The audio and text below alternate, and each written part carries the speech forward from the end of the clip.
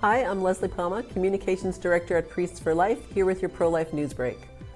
A federal judge in Boston continued her defense of the nation's #1 abortion seller this week by continuing to block a law that removes abortion providers from the nation's Medicaid program for 1 year.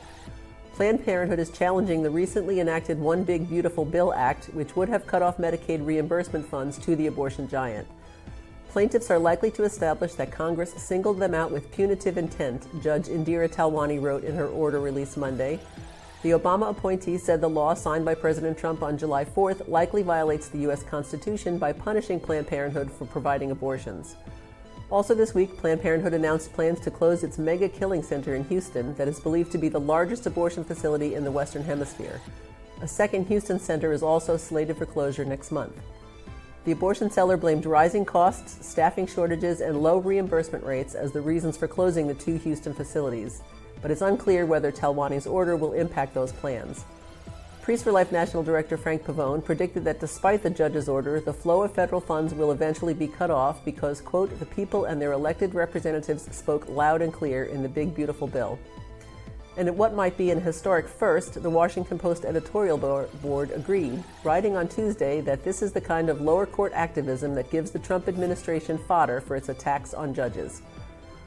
Also on Tuesday, Democratic attorneys general and governors in 22 states sued the Trump administration for attempting to strip federal funds from Planned Parenthood clinics. A U.S. Navy officer convicted of killing his girlfriend and their unborn child because she refused to have an abortion has been sentenced to 2 life terms plus 8 years. In July 2022, the body of 20-year-old Rakia King was found on the side of a road about 15 miles from Richmond, Virginia. The day before, her boyfriend, Emmanuel Coble, had taken her to an abortion business in Virginia Beach, but she refused to kill her child. This past April, the 27-year-old Coble was convicted of first-degree murder, murdering a pregnant woman with intent to terminate pregnancy, the premeditated killing of another, concealing a dead body, and the use of a firearm in the commission of a felony. Texas Attorney General Ken Paxton is suing New York's acting Ulster County Clerk Taylor Bruck for refusing to enforce a $100,000 penalty against Margaret Carpenter, a New York abortionist who prescribed and mailed abortion pills to a woman in Texas, where laws protect most babies from abortion and where the use of abortion pills is banned. In February, a Texas district court ruled in favor of the Lone Star State over Carpenter after she failed to file a response to Paxton's complaint. But Bruck, the clerk, refused to enforce the judgment against Carpenter, who lives in Ulster County. In a press release announcing the suit, Paxton said, Dr. Carpenter is a radical abortionist who must face justice. No matter where they reside, pro-abortion extremists who send drugs designed to kill the unborn into Texas will face the full force of our state's pro-life laws. In a related story, the attorneys general of 15 pro-life states are calling on Congress to pass a federal law to prevent people in pro-abortion states from shipping abortion pills to states where babies are protected. Also, 40 leaders in the Southern Baptist Convention, representing 22 states, this week delivered a letter to President Trump urging his immediate action to stop the mail-order distribution of the abortion drug mifepristone. The Southern Baptist Convention is the largest Protestant denomination in the U.S. Our friends at Operation Rescue this week reported that a Planned Parenthood abortion business in Florida poisoned a woman with the painkiller lidocaine in June. Lidocaine is an anesthetic often used to numb the cervix during an aspiration abortion, which is legal to 6 weeks in Florida. Operation Rescue obtained the audio of a 911 call made from the East Orlando Health Center, located about 3 miles from the campus of the University of Central Florida.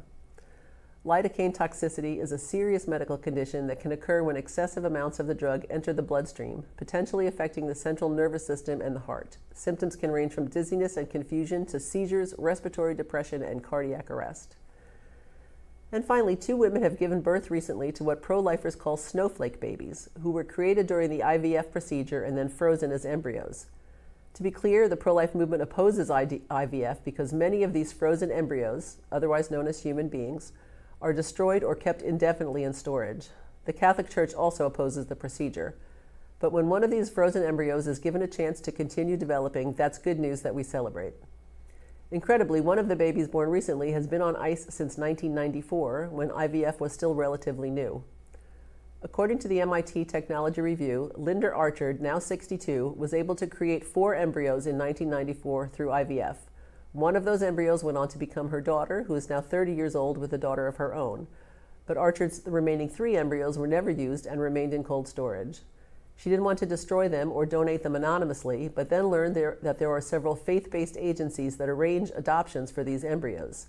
She chose an Ohio couple who had been trying to conceive for years, and the baby, whose gender was not revealed, was born on Saturday.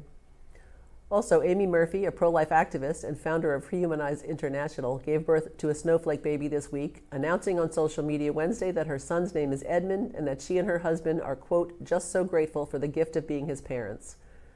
More than 10,000 babies in the U.S. have been born following embryo adoption, but it's estimated that 1 million embryos remain in storage in our nation. That's some of what's making news this week. Thank you for tuning in, and I hope you will join me in prayer this weekend for Mark Crosby and Dick Schaefer, longtime pro-life activists who were brutally attacked outside of Planned Parenthood in Baltimore in 2023.